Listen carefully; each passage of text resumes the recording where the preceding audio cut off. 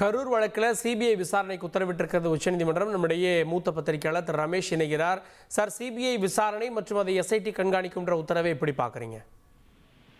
கரூர் துயர சம்பவம் தொடர்பாக விஜயை மட்டுமே பொறுப்பாளியாக்கி தொடர்ந்து செய்யப்பட்ட வந்த பிரச்சாரத்திற்கு எதிராக விஜய்க்கு கிடைத்திருக்கக்கூடிய மிகப்பெரிய ஆறுதல் என்றும் தமிழக அரசுக்கும் ஆளுங்கட்சிக்கும் ஏற்பட்டிருக்கக்கூடிய பின்னடைவு என்றும் நான் பார்க்கிறேன்.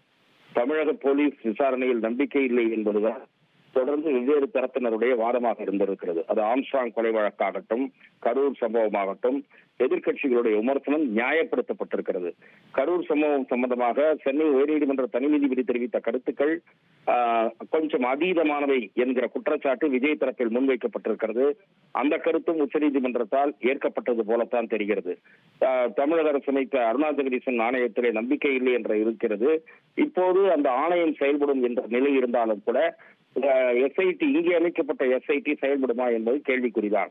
ஏனென்றால் உச்சநீதிமன்றம் சிபிஐ விசாரணை உத்தரவிட்ட பிறகு அதை ஒரு ஓய்வு பெற்ற உச்சநீதிமன்ற நீதிபதி கண்காணிப்பார் என்ற நிலை வந்த பிறகு இந்த விசாரணை பொருளற்றதாகிவிடும்.